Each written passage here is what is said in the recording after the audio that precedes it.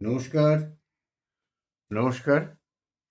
আজকে আমরা কালু রায়, সুন্দরবনের এই দেবতা কালু রায়, ইনি দক্ষিণ রায়, সুন্দরবনের অবিসংবাদিত দেবতা দক্ষিণ রায়ের সহোদর অথবা পরিকর। এর সম্বন্ধে আজকে আমরা জানব। সুন্দরবন অঞ্চলে এই সময় তো প্রচুর বাঘের উপদ্রব হয়। বাঘের ভয় দেখায়, মানে বাঘের ভয়ে ভীত হয়ে পড়ে সবাই। তাই আরেক দেবতা, এই যে গাজী, বড় বড় খাঁ গাজী, এই বড় খাঁ গাজীর পুজো সুন্দরবনে এই সময় করা হয়। তো আমরা আজকে কালু রায়ের সম্বন্ধে পড়ব, জানব, এবং এই হচ্ছে কালু রায়ের রূপান্তর, অন্য রূপ। কালু রায়ের তো মানে বিভিন্ন জায়গায় বিভিন্ন রূপ আছে, এই একটি বিশেষ রূপান্তর কালু রায়ের। আর সেই সঙ্গে দেখাবো যেখানে মুন্ড মূর্তির পুজো হয়, অর্থাৎ কালু রায় এবং দক্ষিণ রায়, এই মুন্ড মূর্তি, দুটি মুন্ড আলাদা করে পুজো হয়, এগুলোকে মুন্ড মূর্তি বলে। আচ্ছা, বাড়া ঠাকুরও এদেরকে বলা হয়। আবার দক্ষিণ রায়ের ক্ষেত্রেও আমরা এই ধরনের মূর্তি দেখব। আসুন কালু রায় সম্বন্ধে জানি। দক্ষিণ চব্বিশ পরগনা ও মেদিনীপুর দুটো জেলাতেই দক্ষিণ বনাঞ্চলে এদের পুজো হয়। বনবিবি, দক্ষিণ রায় প্রমুখ ব্যাঘ্র দেবতার মতো ইনিও ব্যাঘ্র দেবতা। তবে এই যে ব্যাঘ্র দেবতা, এই ব্যাঘ্র দেবতা সৌন্দর্য আছে এর। ইনি সুন্দর দেবতা। ইনি অন্যান্য লৌকিক দেবতার মতো ইনি একটা নৃশংস ছাপ নেই মুখে, ক্রুদ্ধ ছাপ নেই, বড় বড় চোখ, টিকলো নাক, কপালে তিলক, পাগড়ি অথবা উষ্ণিস পরা, পোশাক মধ্য পৌরাণিক যোদ্ধাদের মতো, পিঠে ধনুর্বাণ, টুনির পিঠে রয়েছে, হাতে কুঠার বা টাঙ্গি, সেই সঙ্গে ঢালও রয়েছে হাতে, আঁটো সাঁটো করে কাপড় পরা, কোনো কোনো ক্ষেত্রে পায়ে নাগড়াও দেখা যায়। ইনি যুদ্ধের দেবতার মতো এনার সাজগোজ। এনাকে পুজো করা হয় শীতকালে। এই সময় বাঘের ভয়টা বেশি হয়। বর্ষাকালেও প্রচুর বাঘের ভয়, আসলে সুন্দরবনে সবসময় বাঘের ভয়, তবুও এই সময় বাঘের ভয়টা আরও বেড়ে যায়। আর মানুষের ক্ষুধার ভয় বোধহয় বাঘের ভয়ের থেকে অনেক বেশি মারাত্মক। তাই মানুষ ক্ষুধার ভয়ে সুন্দরবনে যেতে বাধ্য হয়, দল বেঁধে যায়, এরা কালু রায়ের পুজো দিয়ে যায়। কালু রায়ের পুজো সাধারণত কিন্তু এই সমস্ত লোক দেবতা সুন্দরবনে, আমার যেটুকু অভিজ্ঞতা, আমি সুন্দরবন অঞ্চলে ওই অঞ্চলটাকে ভালোবেসে ফেলেছিলাম। ওই অঞ্চলে ঘুরে ঘুরে আমি যেটুকু দেখেছি, সেটুকু দেখার ফলে আমার যেটুকু মনে হয়েছে যে ওই অঞ্চলে এই সমস্ত যে সমস্ত অরণ্যবাসীরা আছেন, তাদের যে সমস্ত দেবদেবী, লৌকিক দেবদেবী, এদের পুজো বর্ণ হিন্দু ব্রাহ্মণেরা করতে চান না, এক ধরনের ঔন্দাসিকতা থেকে। আর আমি জানি না এই ঔন্দাসিকতার কী অর্থ হয়, তারা করতে চান না এটা। দিয়াশি বা ওদের মধ্যে যারা মণ্ডল স্থানীয় মাঝি, এরা এরা এই পুজোগুলো করে।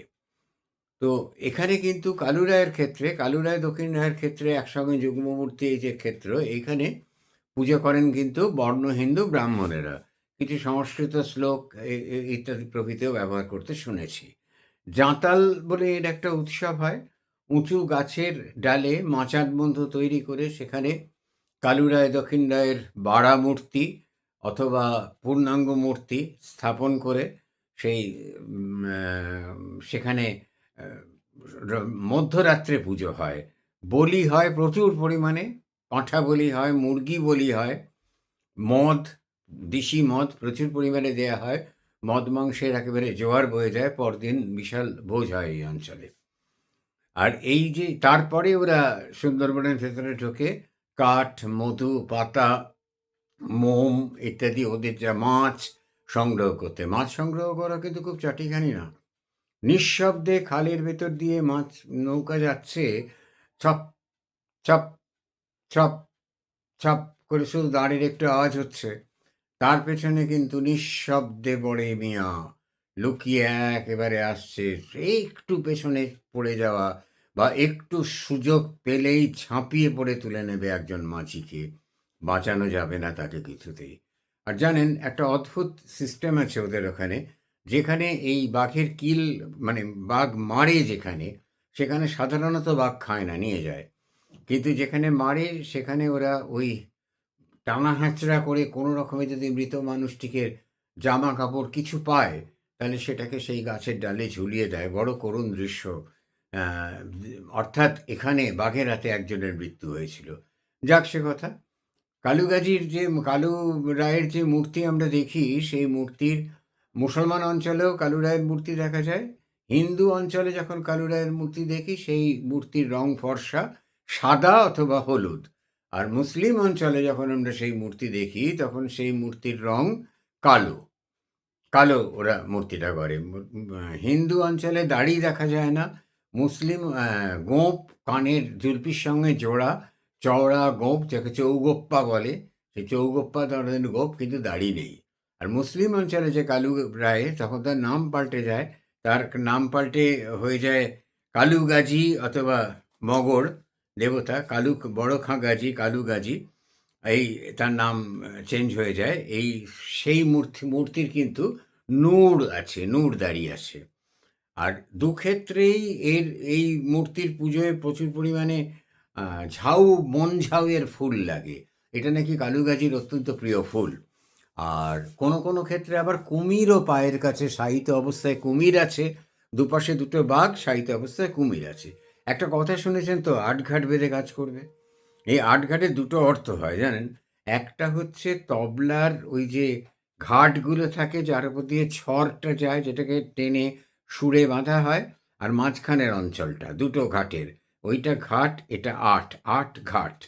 আর সুন্দর বনাঞ্চলে আমাকে একজন বৃদ্ধ মাঝি বলেছিলেন যে, বাবু, আট বলতে আমরা বুঝি উঁচু জমি। আট ঘাট, উঁচু জমিতে বাঘের ভয়, ঘাটে কুমিরের ভয়। আট ঘাট বেঁধে আমাদের এদের সঙ্গে লড়াই করে 12 মাস থাকতে হয়। আমি এমন একজন কাঁকড়া সংগ্রহকারী মহিলাকে জানতাম, যার হাতে দুটো আঙুল কাঁকড়া কেটে নিয়ে গেছে, কিন্তু এখনও তিনি ওই কাঁকড়া সংগ্রহ করেই বেঁচে আছেন। আর এক ঝুড়ি কাঁকড়া 5 টাকায়, 5 টাকায় মহাজনের কাছে বিক্রি করেন। হোটেলে খোঁজ নিয়ে দেখতে পারেন ড্রেস করা কাঁকড়ার দাম কি দাঁড়াচ্ছে, ওই রান্না তৈরি কাঁকড়া। যাই হোক, এই ওদের ভবিতব্য, সে স্বাধীনতার পর থেকে আজ অব্দি পাল্টায়নি। পাশে মগর পীর, এখানে কালুগাজির নাম পাল্টে হয়ে যায় মগর পীর অথবা কালুগাজি। আবার কোথাও কোথাও ইনি ধর্ম ঠাকুরের সঙ্গে মার্চ করে গেছেন, মিলে গেছেন। ধর্ম ঠাকুর আছেন, তার সঙ্গে এক হয়ে যান সঙ্গে। কিন্তু ধর্ম ঠাকুর হয়ে গেলেও ইনি যে ব্যাঘ্র দেবতা, এইটা কোনো অবস্থাতেই ভোলা যায় না। তার সঙ্গে বাঘ সবসময় থাকবেই, এবং তিনি বাঘের দেবতা হিসেবে চিহ্নিত। রক্ষাকারী পশু দেবতা ইনি, পশুদের হাত থেকে রক্ষা করেন, আবার পশুদেরও রক্ষা করেন, দুপক্ষকেই রক্ষা করেন। সঙ্গে এক হয়ে যান, কিন্তু বাঘ সঙ্গে থাকে। আর ধর্ম ঠাকুরের সঙ্গে এক, তখন এনাকে ক্ষেত্র দেবতাও বলা হয়, ইনি কৃষি দেবতাও বলা হয়, ইনি কৃষি কাজ করেন। অর্থাৎ এইবার একটা ধারণা আমার তৈরি হয়েছিল, আমার না, অনেক ঐতিহাসিক বড় বড় মানুষের তৈরি হয়েছিল, এরা একসময় মানুষ ছিলেন, গ্রামকে রক্ষা করতেন, দুর্দ্বন্দ্ব প্রতাপ জমিদার বা শক্তিশালী সর্দার ছিলেন। পরবর্তীকালে এদের মৃত্যু হবার পর এদের অভাবটা মানুষ মেনে নিতে পারেনি। তখন তারা ধরে নিয়েছিল যে কায়াহীন, বায়ুভূত, নিরবলম্ব, নিরাশ্রয়, সেই কায়াহীন এরা নয়, এরা মূর্তি ধরতে পারে। এবং মূর্তি ধরে এসে এরা গ্রামের মানুষকে এখনও রক্ষা করছে। ক্রমশ মনুষ্যত্ব থেকে এরা দেবত্বে উন্নীত হন। এবং এই কালু রায় সেইভাবেই, দক্ষিণ রায় তো অবশ্যই সেভাবে হয়েছেন। দক্ষিণ রায়ের কথা আমি আপনাদের বলবো, কারণ ওর হাতে মুঙ্গেরি গাদা বন্দুক আছে। কোনো পৌরাণিক দেবতা, কোনো বৈদিক দেবতা হাতে গাদা বন্দুক থাকতেই পারে না মুঙ্গেরি। সুতরাং এই ব্যাপারে আরেকদিন আলোচনা করা যাবে। নমস্কার।